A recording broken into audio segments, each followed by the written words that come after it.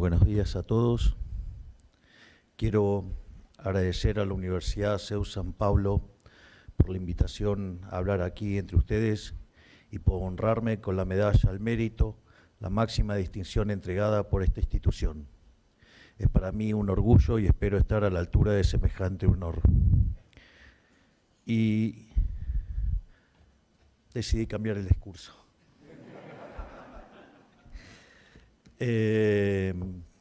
No, en primer lugar, muchísimas gracias por este honor.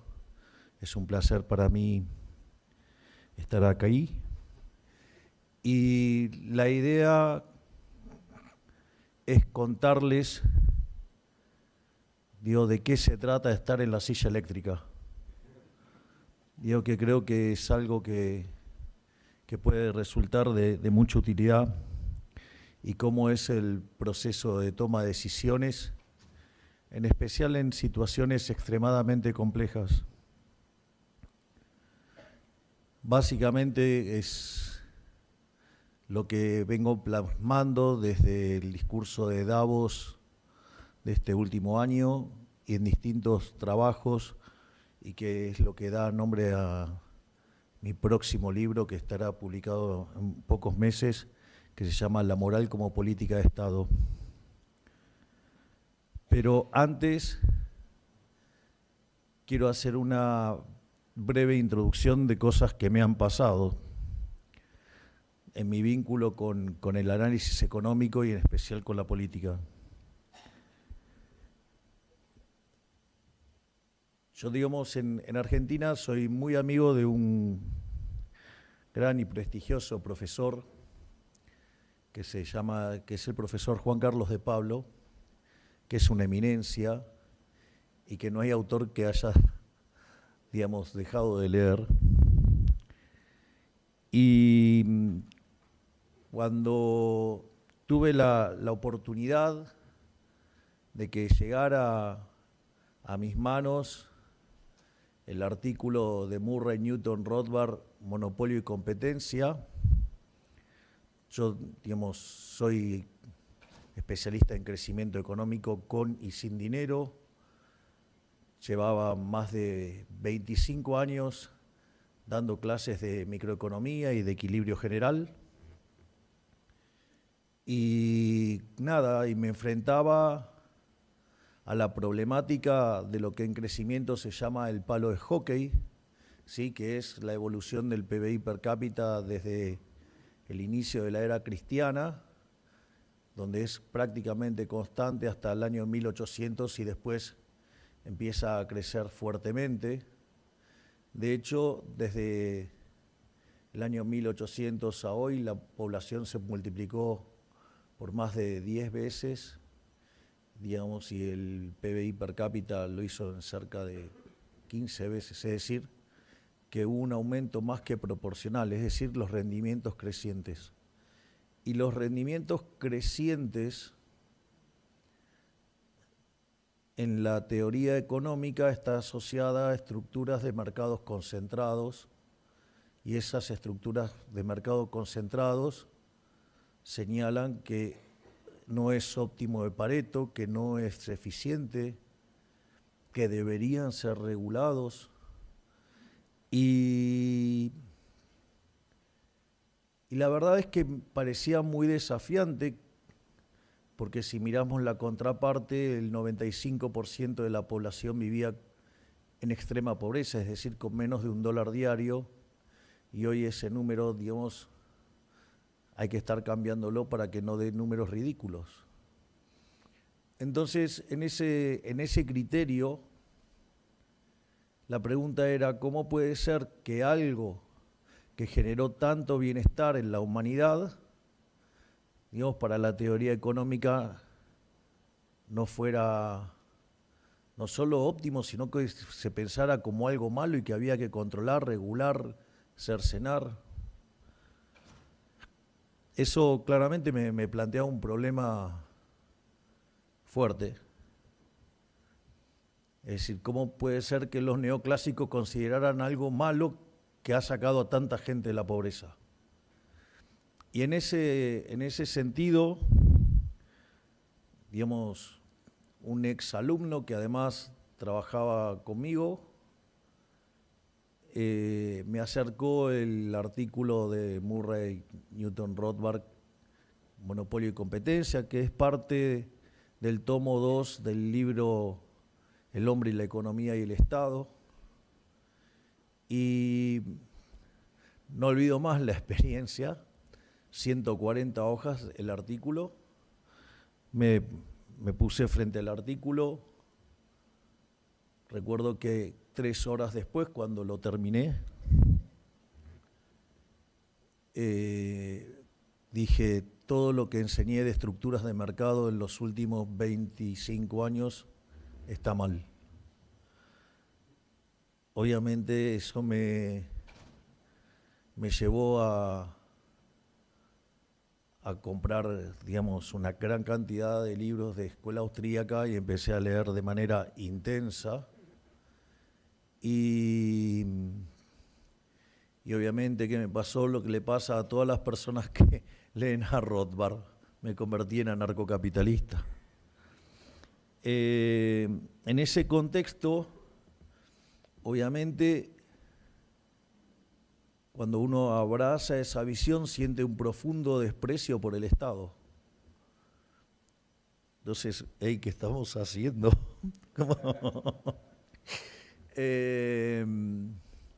Pero entonces una de las cosas que me pasaba, yo regularmente almorzaba por lo menos entre 3 y 4 veces por mes con el profesor de Pablo, y él había hablado y hecho reportajes y libros sobre política económica argentina, y había hablado con todos los presidentes de Banco Central y ministros de Economía desde la mitad del siglo XX para adelante, con todos.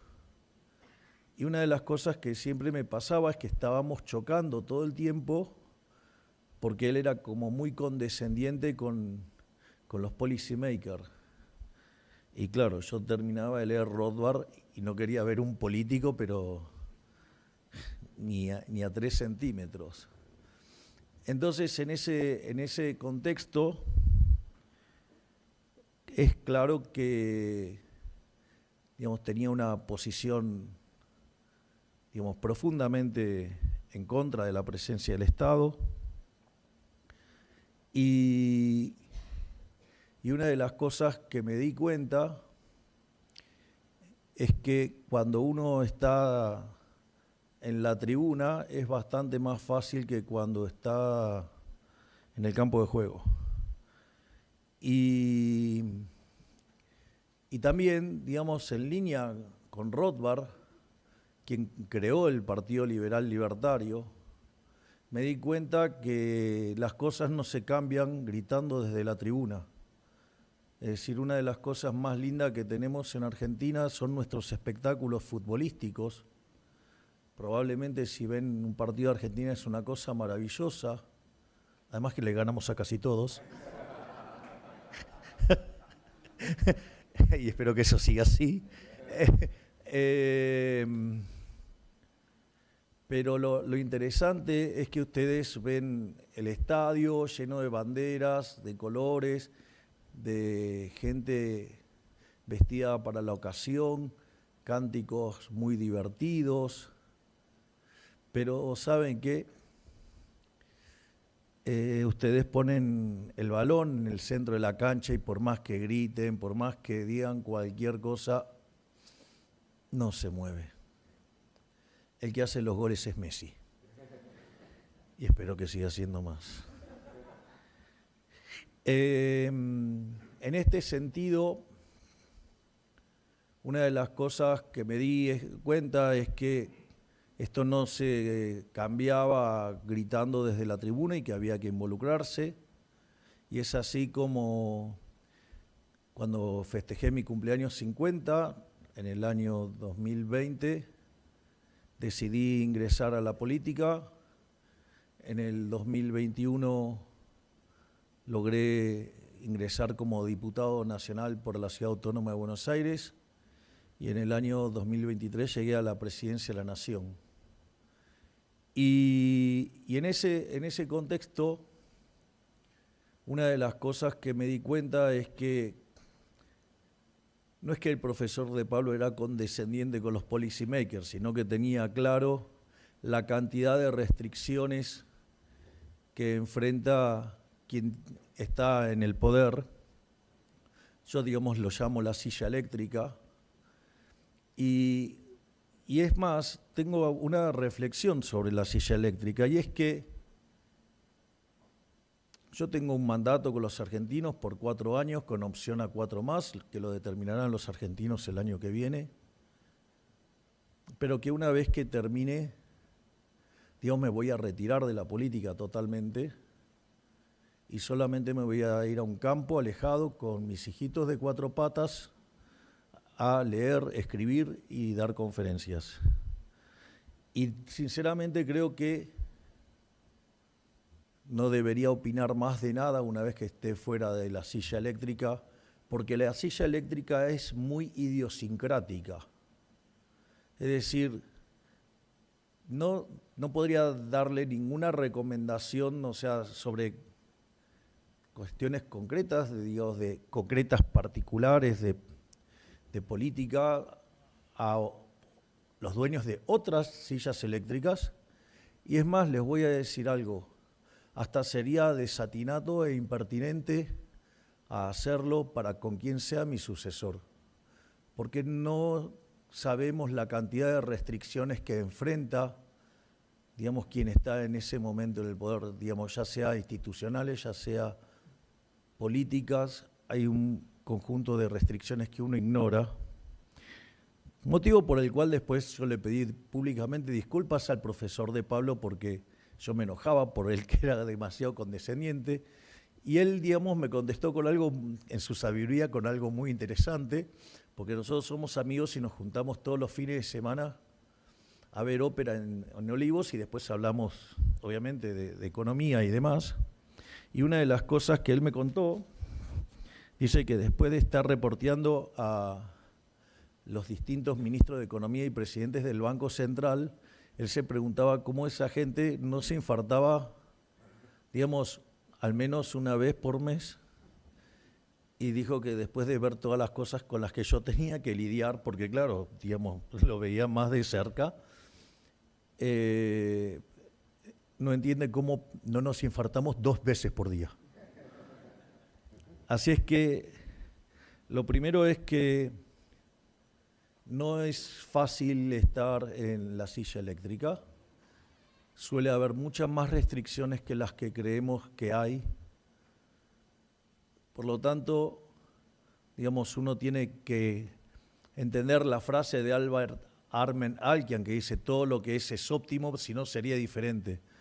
Es decir, pero probablemente no lo hace porque debe tener algunas restricciones. Y si fuera tonto, día o tarde o temprano se va a enterar porque le va la vida en eso. Así es que eso, digamos, como marco general.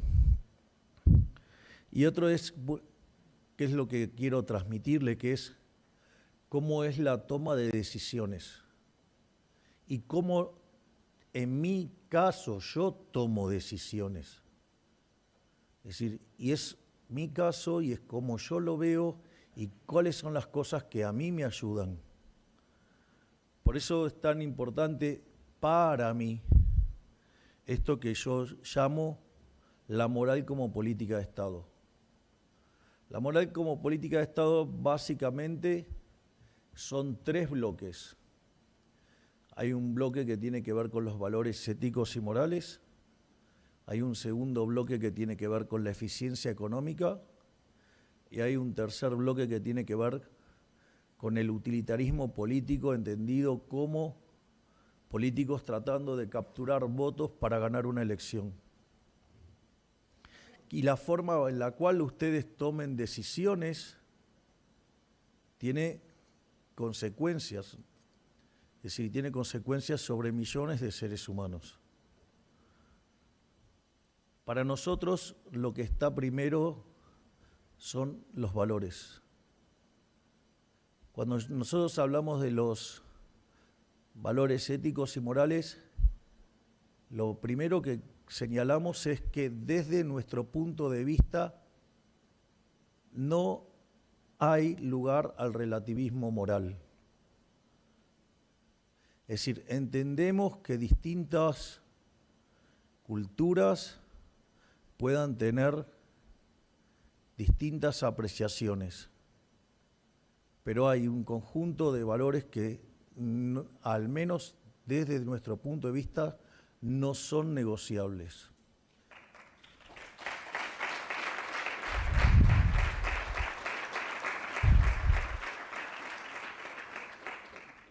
En ese sentido, los 4 bloques que hacen a los valores éticos y morales es entender al hombre desde una perspectiva de la filosofía griega, es decir, donde hay muchísimos elementos vinculados al pensamiento de los griegos.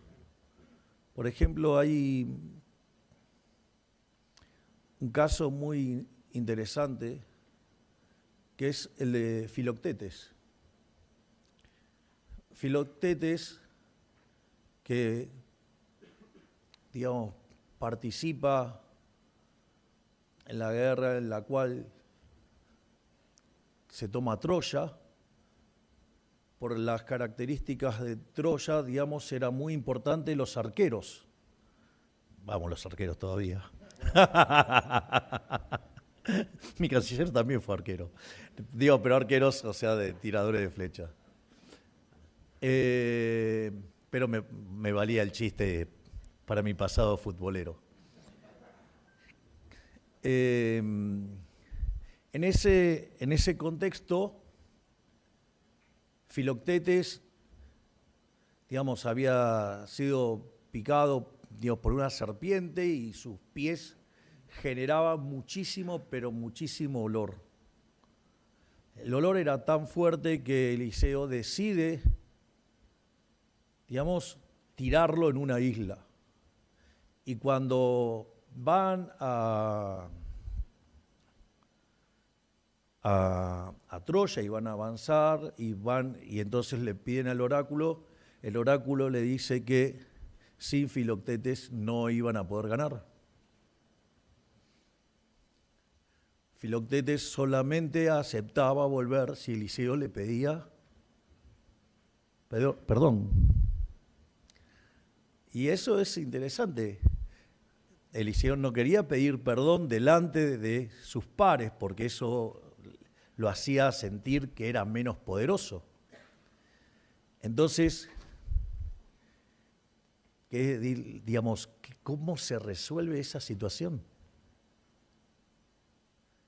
Digamos, pide perdón, pierde poder frente a sus pares, pero gana, o, digamos, no lo hace y pierde. Entonces, ¿qué es lo que busca? Engañarlo. Entonces va con el sobrino de Aquiles, con Patroclo, lo engaña a Filoctetes, ¿sí? Lo llevan, nunca le pide perdón y ganan Troya. La pregunta es, ¿eso es válido? La respuesta es no. No vale todo por ganar. Porque es una victoria pírrica eso. Eso es ganar haciendo trampa, eso no sirve. Eso tarde o temprano se va a caer. Es decir, si efectivamente quería ganar, tenía que ir y pedir perdón por el error que había cometido. Es decir, no tratar de burlar al oráculo. Tendría que haberlo hecho pidiendo perdón. Y si no estaba dispuesto a pedir perdón, que pierda con todas las de la ley.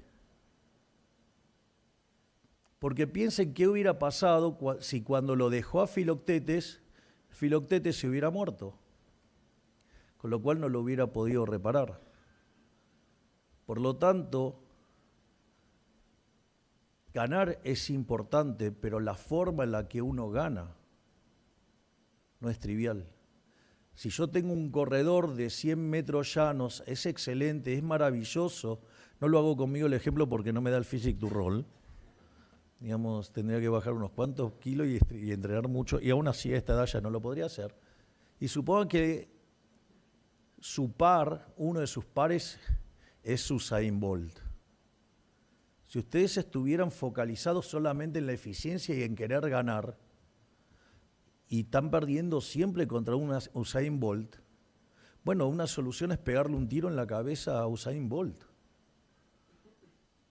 ¿Querían ganar? Digamos, van a ganar. Pero eso no es ganar. El simple hecho de que le hayan disparado en la cabeza para sacarlo de la competencia significa que son unos perdedores y van a cargar con esa derrota ad eternum. Entonces, para ganar no vale todo. Y ese caso es, si Eliseo no quería pedir disculpas, que se la banque y pierda. Y si quería ganar, porque consideraba que ganar era más importante, debería haber pedido perdón. Porque Filoctetes podría haber muerto. Digamos, y no tratar de burlar al oráculo para después, digamos, tener una victoria pírrica, porque en el fondo ustedes creen que los pares no saben que es un traidor, un mentiroso, alguien no confiable.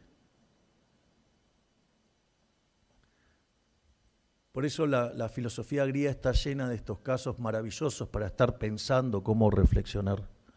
Otro tema muy importante es el derecho romano. Digo, la fuente claramente es Sulpiano.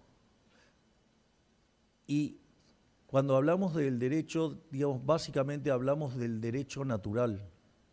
Y que cuando el derecho positivo no coincide con el derecho natural, eso se vuelve ilegítimo. Es decir, ustedes pueden sancionar una ley, puede ser legal, pero eso no lo hace legítimo.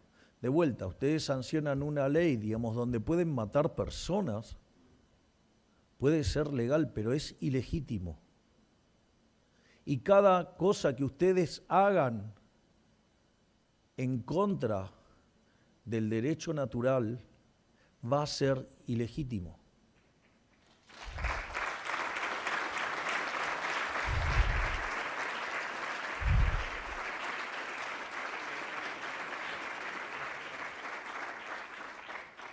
Por lo tanto, cada vez que ustedes vayan contra la vida, la libertad y la propiedad, ¿sí? Y además lo hacen desde el Estado, es decir, por definición violando el principio de no agresión, inexorablemente eso va a terminar mal. Por otra parte, el tercer elemento es la rectitud de los estoicos, pero más pensado desde lo Adam Smith, no tanto como una cuestión de autoflagelación, sino más bien en línea al capítulo 8, digamos, de la teoría de los sentimientos morales, que tiene que ver con la virtud. Y la virtud, lo que trataba Adam Smith en ese punto, no es muy distinto a lo que tuvo que enfrentar el rey Salomón, el rey sabio, que es cuando se encuentra frente al hecho de que va a ser emperador. Era muy joven, entonces le pide 3 deseos al Creador y le pide sabiduría para poder discernir entre el bien y el mal. Porque muchas veces el mal se enmascara. Entonces ustedes a veces, digo, el mal no es tan obvio de venir pintado de malo. Viene, digamos, arropado de las mejores intenciones. En general, pero siempre son rojos.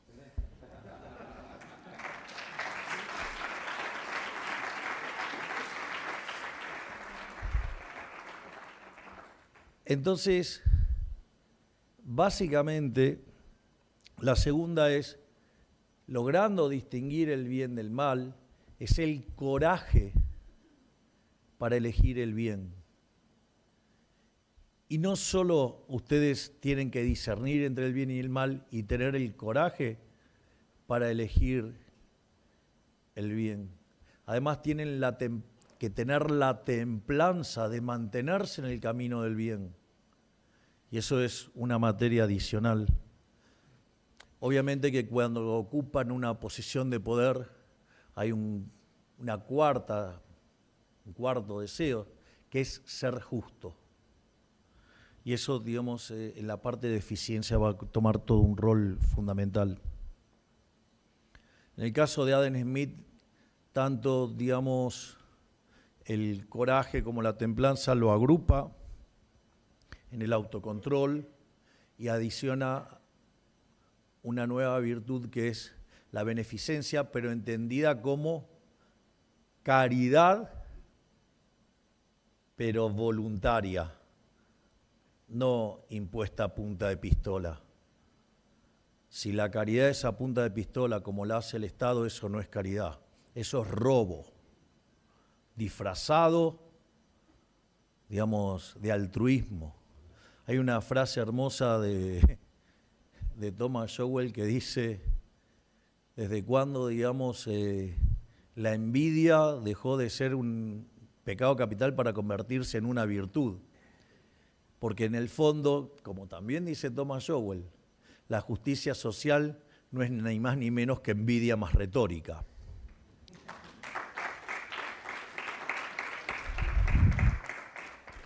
Y en esta parte, el cuarto punto respecto a lo que son los valores éticos y morales, juega un rol fundamental los valores judeos cristianos. Digo, y esos valores ya están escritos desde el libro de Shemot, es decir, desde el libro del Éxodo, es decir, el segundo libro del Pentateuco o la Torá.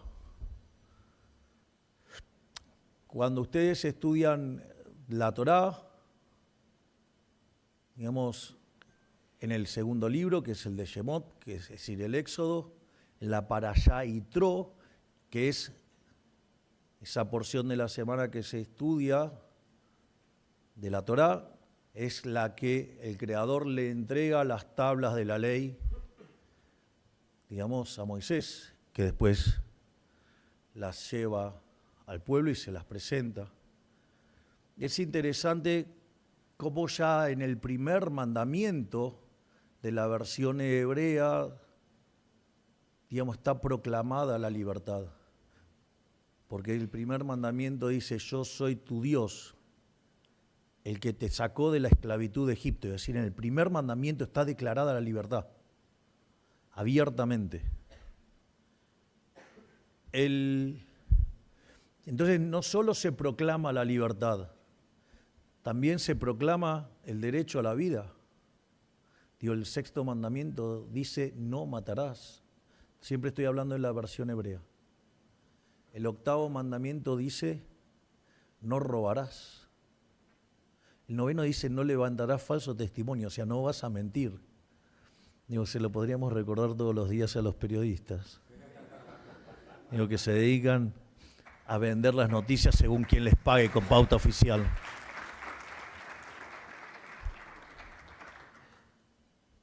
Y eso, si ustedes se fijan, guarda perfecta relación con lo que definimos como liberalismo. Yo suelo trabajar recurrentemente con una definición que ha dado nuestro máximo referente de las ideas de la libertad, el profesor Alberto Venegas Lynch hijo, que dice, el liberalismo es el respeto irrestricto del proyecto de vida del prójimo, basado en el principio de no agresión, en defensa del derecho a la vida, a la libertad y a la propiedad. Es decir, es una exaltación de lo que tiene que ver con el derecho natural. y de no estar interfiriendo en las vidas de otras personas.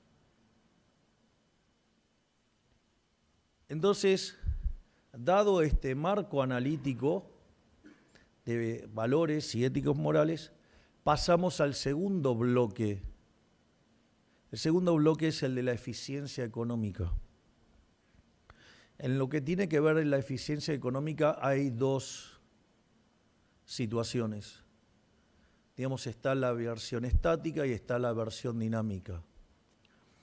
La versión estática está más emparentada con lo que en el formato neoclásico llamamos el óptimo de Pareto. La cuestión del óptimo de Pareto, digo que parece bastante razonable, en principio, y que parecería como un intento en el formato neoclásico de poner en funcionamiento la idea de la mano invisible y demostrar su eficiencia. Básicamente lo que ustedes tienen es que una situación donde si ustedes pueden mejorar a alguien sin empeorar a nadie, eso ustedes tendrían una ganancia paretiana. El óptimo de Pareto sería cuando todas esas posibilidades de ganancias se agotan. Es decir, que no podrían mejorar a alguien sin estar empeorando al otro. Digo, hasta ahí, digamos, parece bastante inofensiva. El problema es cuando los economistas abordan el problema del estudio del equilibrio. El estudio del equilibrio básicamente tiene tres elementos: la prueba de que si existe, si es único y si es estable. Hasta ahí también es bastante inocuo.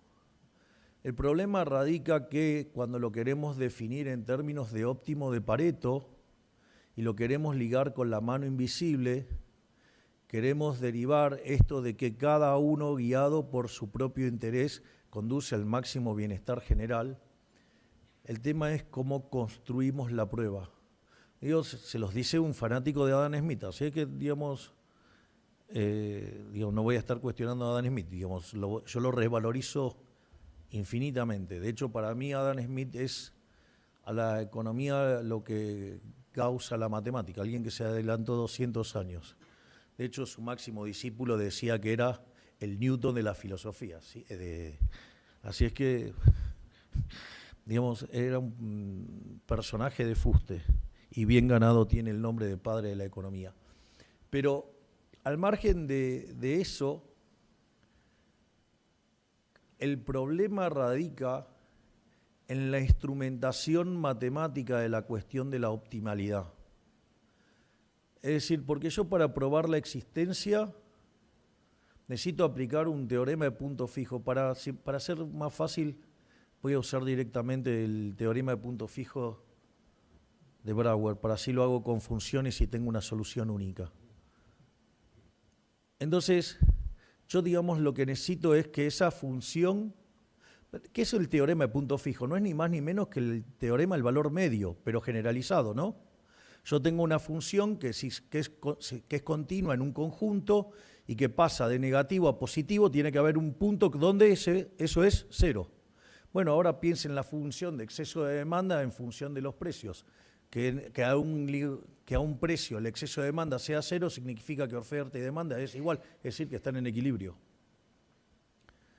Con lo cual, en ese caso, digamos, existiría, además, como estamos hablando de funciones, son aplicaciones punto a punto, por ende el equilibrio además sería único, ¿sí? Y si aseguramos que los efectos directos superan a los efectos cruzados, la matriz de la dinámica, digamos, es definida negativa y por ende, digamos, el sistema es estable.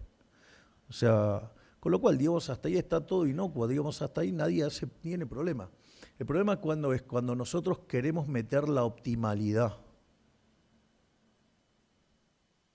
Y cuando queremos meter la optimalidad, entonces le empezamos a pedir que las funciones de oferta y de demanda fueran derivadas de ejercicios de optimización tal que sean máximos. Entonces, si las funciones de oferta y de demanda son derivadas de ejercicios de optimización, donde ustedes tienen las respuestas óptimas, entonces cada uno llevando a cabo su propia maximización conduce al máximo bienestar general. Ahora, ¿qué es lo que sucede? Eso implica una estructura topológica, trabajar con una estructura topológica. El problema radica en que cuando en la vida real no coincide la realidad con el modelo que deriva de una estructura topológica, ¿qué es lo que hacemos? Bueno, alguien que toma decisiones y le va la vida en ello, deja de lado el modelo y trata de hacer algo que mapea con la realidad. Bueno, los economistas decidimos otra cosa y es decir que es ineficiente y que es un fallo de mercado. Es decir, el modelo no está mal, lo que está equivocado es la realidad. Bueno, eso puede traer algunos problemas. Esa posición, por ejemplo, respecto a los rendimientos crecientes, lo que haría es eso implicaría un problema para conseguir un máximo, consecuentemente no tendrían optimalidad de Pareto y consecuentemente, ¿qué es lo que hacen? Regulan, asimilando a una empresa competitiva. Cuando hacen eso, matan los rendimientos crecientes y cuando matan los rendimientos crecientes, matan el crecimiento económico. Pueden crecer porque están atestados de regulaciones. Perdón que se los diga tan violentamente, pero vengo de un país que está repleto de regulaciones.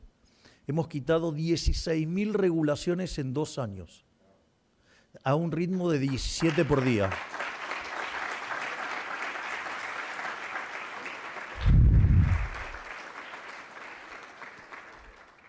Por lo tanto, entonces la pregunta es, ¿estás de acuerdo o no con la idea de Adam Smith? Sí, estoy de acuerdo con la idea de la mano invisible.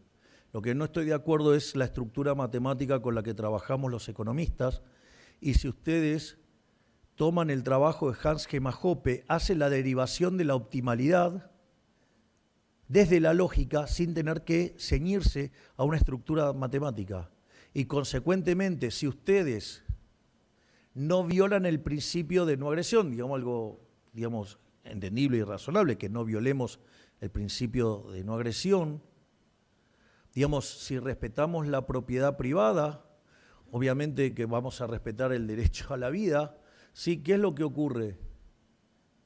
Y respetamos el principio de apropiación originaria de Locke, es decir, que si estamos respetando el derecho a la vida, a la libertad y a la propiedad, el resultado emergente desde la construcción lógica que hace Hans Gemma-Hoppe deriva en un óptimo sin tener que ceñirnos a ninguna estructura matemática o a una estructura topológica que condiciona la forma en la cual miramos la realidad.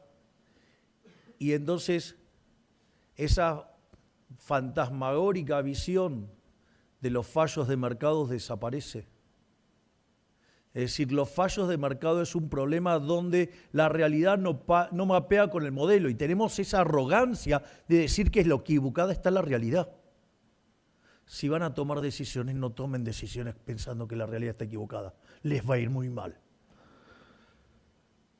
Ese es el primer punto respecto a la eficiencia. Por lo tanto, ustedes pueden seguir sosteniendo la idea de Adam Smith, pero desde una construcción alternativa que nos permite evitar estas atrocidades de los fallos de mercado. El segundo punto en términos de la eficiencia es el concepto brillante que desarrolló el profesor Huerta de Soto, que es el concepto de eficiencia dinámica. Claramente, digamos, muy ligado también a Schumpeter y la idea de la destrucción creativa. Y lo primero que hay que entender es que si ustedes tuvieran un modelo, digamos, neoclásico, tipo perfectamente competitivo, ustedes no tendrían incentivos para invertir, sería absolutamente ineficiente, porque ustedes estarían hundiendo recursos, ¿sí? Estarían estando en una situación de menos retorno respecto a sus pares, digamos, para ir sobre proyectos inciertos en el futuro, lo cual sería profundamente ineficiente, o sea, los conduciría a la quiebra. Es decir, salvo que ustedes puedan capturar hacia adelante, ¿qué? Retornos extraordinarios. Es Es decir, la contracara de los procesos de crecimiento vinculado a la destrucción creativa, inexorablemente implica tener que trabajar con estructuras concentradas o con rendimientos crecientes. Porque si no, de ninguna manera podrían estar invirtiendo, sería un acto suicida. Y una de las cosas maravillosas que señala el profesor Huerta de Soto es que señala que ustedes no pueden en el altar de la eficiencia sacrificar la justicia. Es decir, algo eficiente no puede ser injusto. Ese de vuelta el caso del corredor que le quiere ganar a Usain Bolt. Pegarle un tiro en la cabeza no vale, no es sostenible. De hecho, si las instituciones funcionaran bien, tiene que terminar preso. Con lo cual, no funciona. Entonces, eficiencia y justicia son dos caras de la misma moneda. Y cuando ustedes respetan los valores que son las bases del capitalismo, de libre empresa, que son los valores judeo-cristianos, y actúan de manera justa, esas sociedades prosperan. Es decir, es la hazaña civilizatoria de Occidente, los que nos sacó del pozo, los que nos convirtió en tener un nivel de vida infinitamente mejor que el que tenían nuestros pares de hace 250 años. Ni siquiera necesito irme más atrás, porque la condición de vida, la condición normal de vida, yo a veces me causa gracia cuando dicen, no, hay que, digamos, explicar la pobreza. No, la condición natural del hombre a lo largo de la historia fue la pobreza. Lo que hay que explicar es cómo generar la riqueza. Y la forma de generar riqueza es con el capitalismo de libre empresa. Y el capitalismo de libre empresa no sale de un repollo. Surge de un conjunto de valores judeocristianos. Y esos valores judeocristianos están ya escritos en las tablas de la ley, en el libro del Éxodo, en el libro de Shemot, de la Parashá Yitro. Ustedes respetan esos valores judeocristianos, van a prosperar. De hecho, el epílogo de mi libro se llama Capitalismo, la divina maquinaria del paraíso.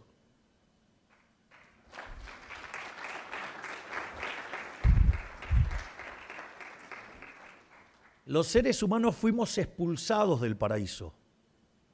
Por ende, no vamos a poder volver al paraíso. Eso nos fue negado. Ya está, nos expulsaron. ¿Qué era el paraíso? En el paraíso no es que no se trabajaba. El Creador le había dicho al hombre que debía ocuparse de cuidar el jardín del Edén. O sea que no es que no se trabajaba, el trabajo existía en el paraíso. Lo que caracteriza al paraíso es que las dotaciones, lo voy a escribir, lo decía en términos de equilibrio general, son infinitas. Es decir, no se agotan. Y además, el conocimiento, la tecnología es infinita. Por lo tanto, ustedes podían en el jardín del Edén hacer de todo. Y trabajaban y no sudaban. Aprendían sin esfuerzo. Y eso es lo que perdimos cuando fuimos expulsados del paraíso. Te ganarás el pan con el sudor de tu frente, pero el trabajo ya existía antes. Nada más que ahora iban a tener que transpirar, iban a tener que padecerla al momento de trabajar. Y ahora no había más dotaciones infinitas y la tecnología la tenían que descubrir. Pero el Creador nos tira un centro y nos manda las tablas de la ley. Si respetamos la tabla de la ley, vamos a poder llevar la tierra, o digamos, no consta de, digamos, los rabinos y los distintos ministros religiosos, no tienen como misión llevar a los fieles al paraíso, sino que es traer el paraíso. Y si ustedes adhieren a las tablas de la ley, esos valores son la base del capitalismo de libre empresa y consecuentemente prospera. Y cuando ustedes se apartan de esos valores y abrazan al satánico, que era efectivamente alguien satánico, como el señor Carlos Marx, y cuyos valores son la envidia, el odio, el resentimiento, el trato desigual frente a la ley, y si es necesario asesinar gente en función de una causa, y así mataron a 150 millones de seres humanos, es el modelo opuesto. Y si el modelo, digamos, de la maquinaria divina genera prosperidad, el modelo opuesto, ¿qué va a generar?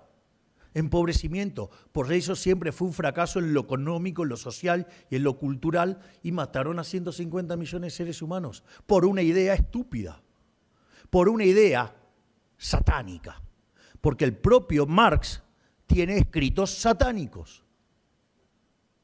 Por eso ustedes van a encontrar a los terroristas alineados con la izquierda, porque tienen un enemigo común, que es el capitalismo de libre empresa, que está basado en los valores judeocristianos. Por eso la izquierda y los terroristas desprecian a Israel, e Israel es el bastión de Occidente. Y la última parte es el utilitarismo político. Cuando ustedes obran de manera justa, ustedes son eficientes. La economía prospera y ¿sabe qué? Los van a votar. Cuando ustedes obran buscando los votos a cualquier costo, eso va a terminar mal. Ejemplo, la justicia social es aberrante, puede generar votos. Yo tengo una persona que gana 500 euros y tengo 4 que ganan 0. Puede venir un político, supongamos que no tuviera las manos porosas o muy porosas, que se le escapan 24 millones por algún lado, o 1,5 millones de joyas, no importa, digamos, no importa esas filtraciones. O las filtraciones en la mujer, no sé, son detalles. Digamos, es una elucubración teórica nada más.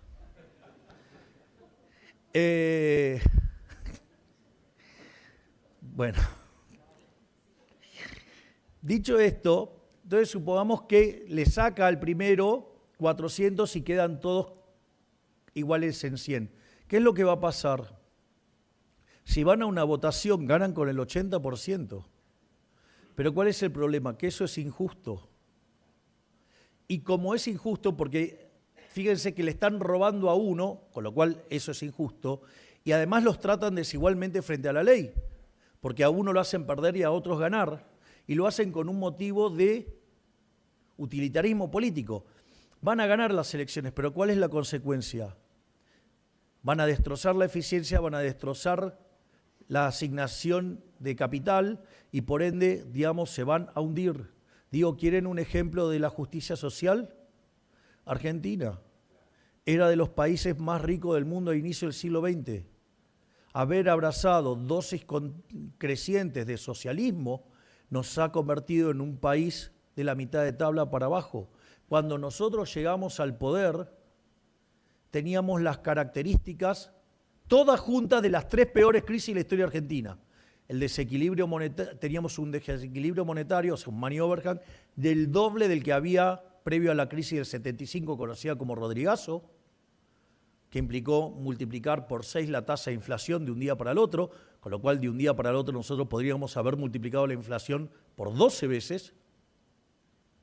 Además, teníamos un desequilibrio en el Banco Central peor que el que había en la previa de la hiperinflación de Alfonsín en el año 89, teníamos 4 bases monetarias venciendo a un día, por lo tanto estaba la posibilidad de quintuplicar la cantidad de dinero en un día, teníamos deuda venciendo en un lapso de menos de 30 días por el equivalente de 10 bases monetarias. Es decir, si ustedes se fijan, podríamos haber estado multiplicando por 15 la cantidad de dinero en menos de 30 días.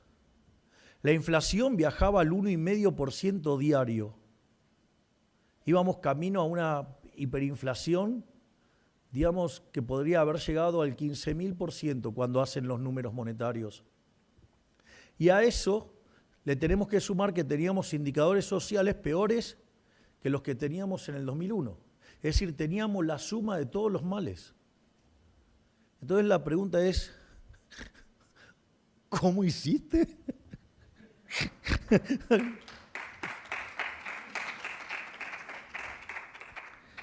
Bueno, la primera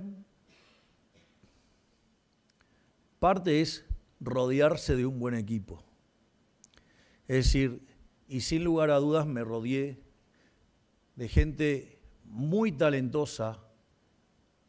Por ejemplo, uno de los arquitectos de haber evitado la hiperinflación está acá, que es el canciller Kirchner, que en el inicio del gobierno era, digamos, secretario de Finanzas trabajando con Toto Caputo, el ministro de Economía, y con el presidente del Banco Central. Porque, por ejemplo, ¿cómo uno hace para frenar toda esa monstruosidad de emisión que venía? Bueno, en otros periodos de la historia lo resolvieron con confiscaciones. Ejemplo, previo a la convertibilidad, digamos, un supuesto plan exitoso, previo tuvo una confiscación, se llamó Plan Bonex. Es decir, los tenedores de depósitos perdieron el 90% del valor. Y si yo hablo de la moral como política de Estado y yo hablo de que hay que respetar el derecho a la vida, a la libertad y a la propiedad, ¿cómo voy a iniciar un proceso de estabilización basado en una expropiación? Es incoherente. Entonces, ¿cómo hacía para evitar la hiperinflación? Bueno, teníamos un déficit fiscal de 15 puntos del PBI, 5 en el Tesoro, 10 en el Banco Central. Estoy con las aplicaciones ya. Entonces, yo había dicho que iba a poner, hacía campaña con una motosierra y decía que en el primer año iba a alcanzar el equilibrio fiscal.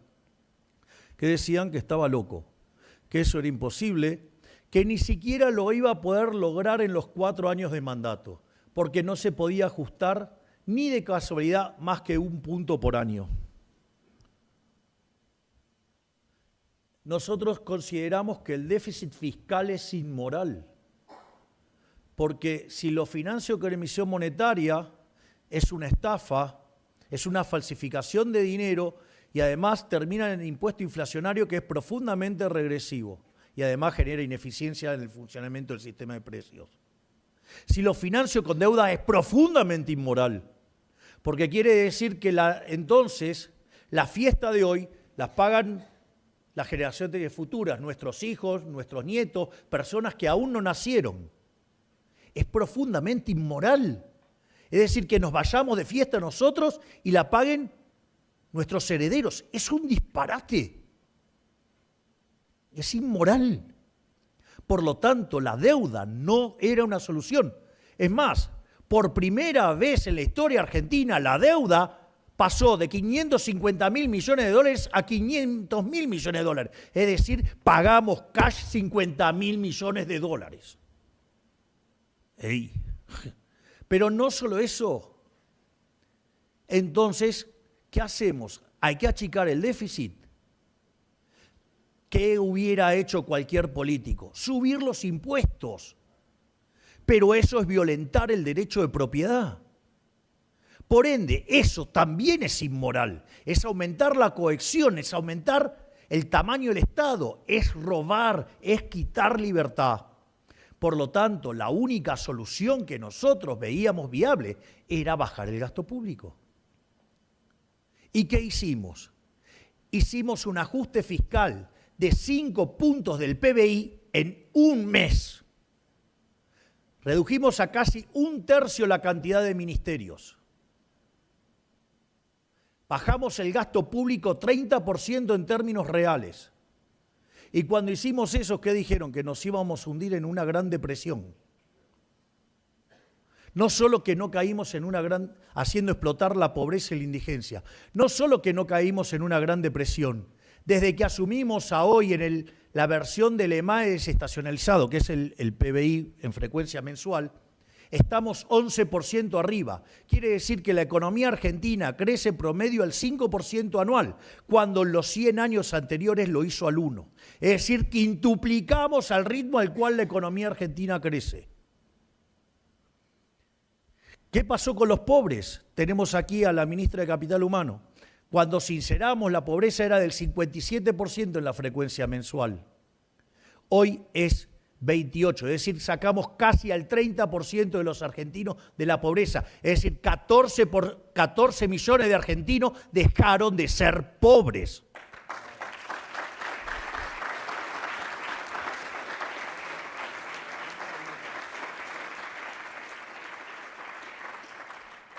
La indigencia, que estaba en torno al 20%, hoy está debajo del 7%. Es decir, cayó en 2/3, es decir, la gente que no alcanza para comer. Y los niños, que son el futuro, y estos ya no son números nuestros, son los de UNICEF. La pobreza infantil, que estaba en el 70%, hoy es del 42%. Es decir, sacamos casi 1/3 de los chicos de la pobreza. Hoy 1/3 de los chicos dejaron de ser pobres. ¿Que falta mucho? No hay lugar a dudas. Claro, ¿qué es lo que informan los medios? La pobreza en Argentina se ubicó en el 42%. Veníamos del 70%.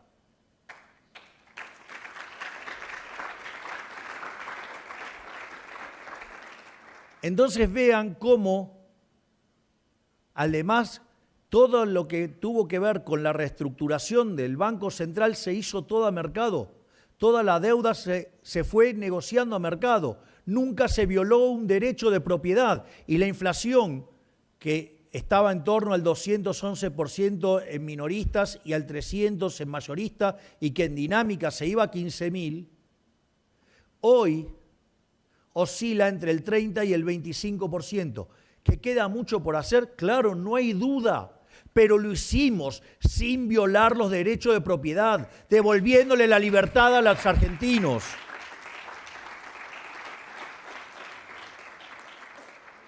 Por lo tanto, cuando ustedes deciden abrazar los valores judeos cristianos, que esta es una reflexión fundamental del trabajo de Huerta de Soto, ustedes se van a meter en un sendero eficiente y van a prosperar. Y nosotros eso lo hacemos desde el primer día. Yo le fijo a mis ministros el norte y les digo qué parte de la caja de herramientas no se pueden usar porque son inmorales. Y eso inexorablemente trae prosperidad y estamos haciendo grande a la Argentina nuevamente. Que Dios los bendiga, que la fuerza del cielo los acompañe y ¡viva la libertad, carajo! Muchas gracias.